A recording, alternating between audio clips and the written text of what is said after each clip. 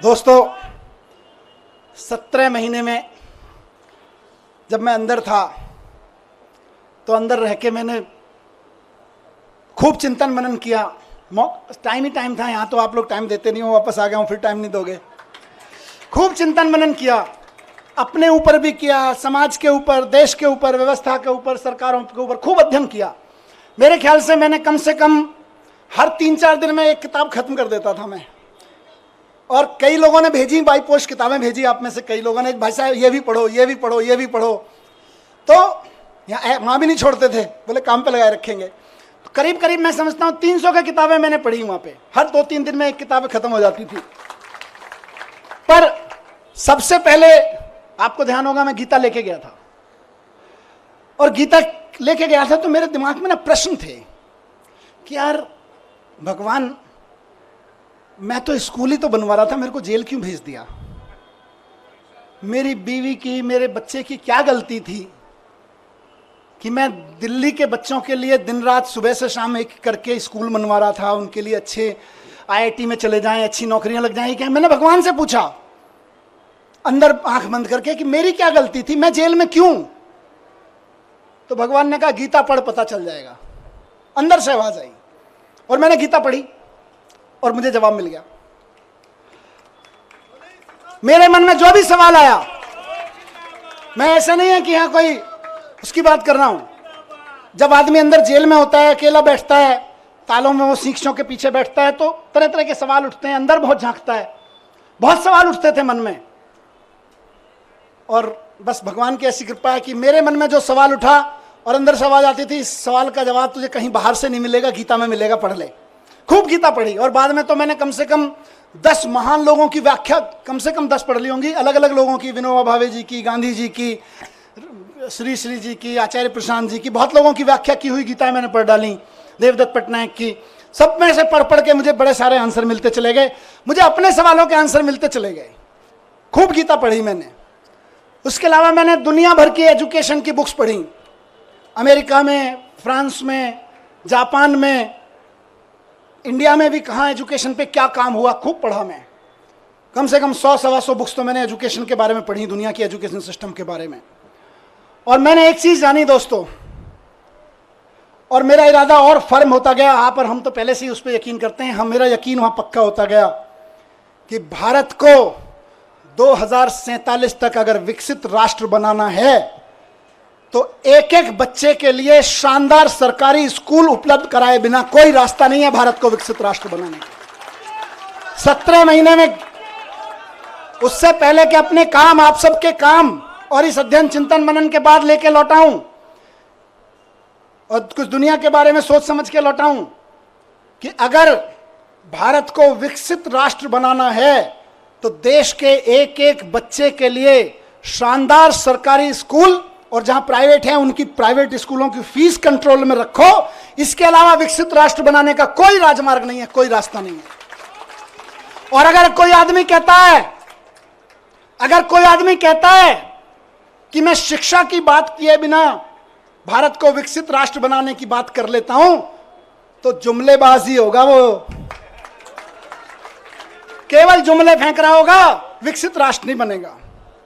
अगर कोई आदमी कहता है कि इस देश के हर आदमी के लिए अच्छे अस्पताल, अच्छे मोहल्ला क्लिनिक उपलब्ध कराए बिना, अच्छे सरकारी अस्पताल बनाए बिना हम विकसित राष्ट्र खड़ा कर लेंगे, तो महाजुमलेबाज होगा, नेता तो नहीं हो सकता, वो कोई विजनरी लीडर तो नहीं हो सकता। अपनी तानाशाही, जुमलेबाजी की आड़ में तानाशाही का चुनाव जीतने की कोशिश कर रहा होगा, लेकिन नहीं बन सकता।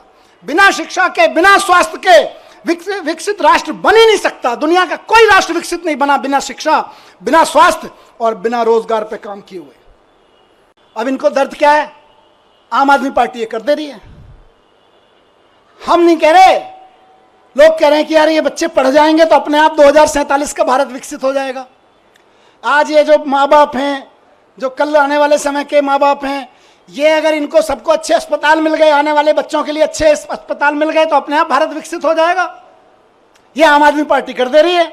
दिल्ली में कर दिया, पंजाब में कर दिया, इस भरोसे पे गुजरात में, गोवा में, सब जगह वोटें पड़ने लगी, तब इनको दिक्कत हो रही है। इसीलिए सबको जेल में डालने पर आ गए।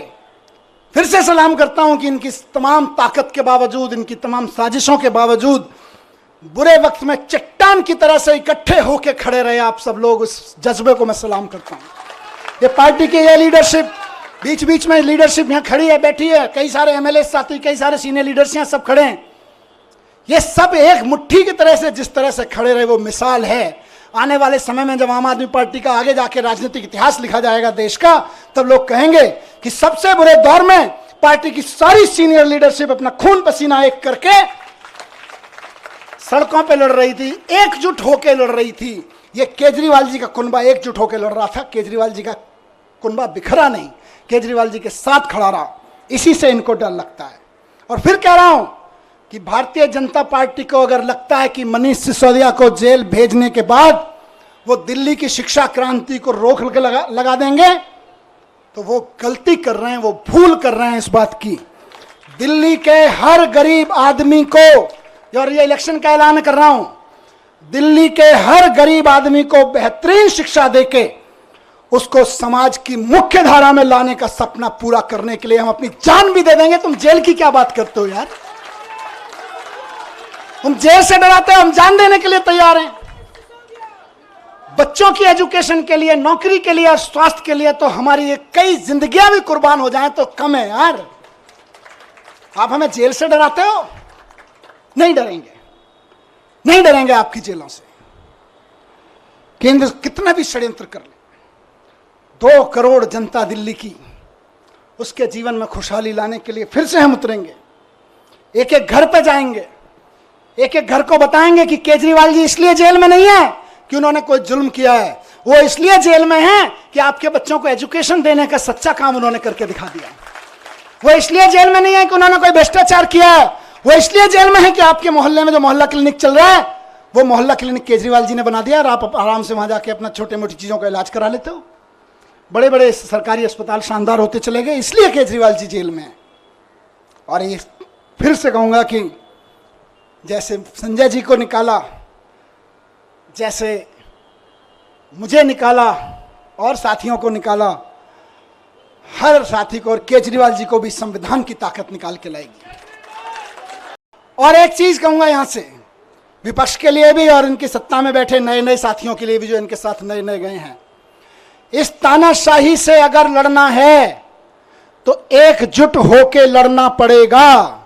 ये ना सोचें कि आज आम आदमी पार्टी के कार्यकर्ता और नेता जेल में हैं, कल नंबर आपका भी आएगा, कल नंबर उनका भी आएगा जो दूसरे पक्ष में बैठे हैं या इधर के पक्ष में बैठे हैं। कल नंबर उनका भी आएगा जो इधर नए नए गए हैं कि हम तो इनके साथ हैं।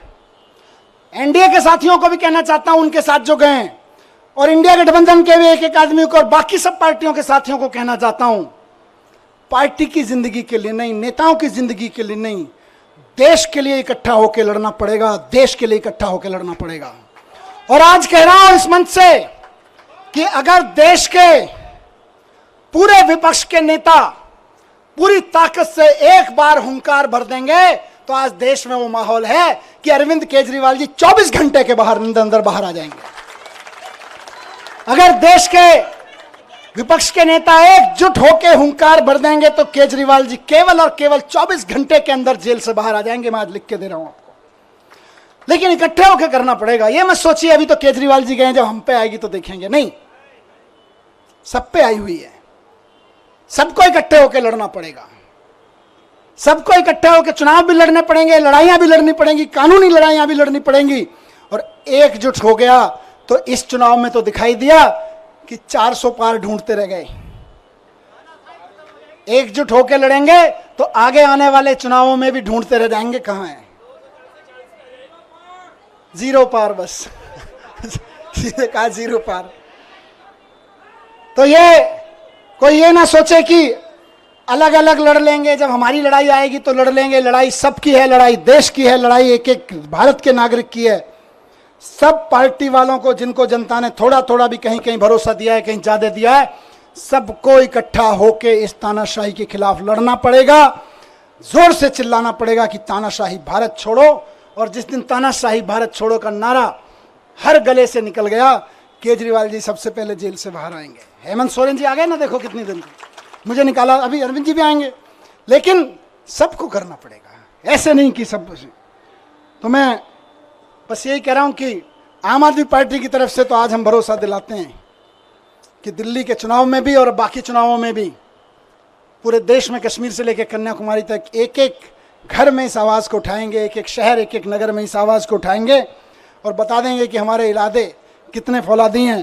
तुम चाहे जितनी यातनाएं दे लो, तुम चाहे जितने जुल्म कर लो, जब तक इस देह में प्राण रहेगा और माथे पे संविधान रहेगा, इस दिल में हिंदुस्तान रहेगा। भारत माता की, भारत माता की। इस खबर को अभी लाइक करें, शेयर करें, अभी चैनल को सब्सक्राइब करें।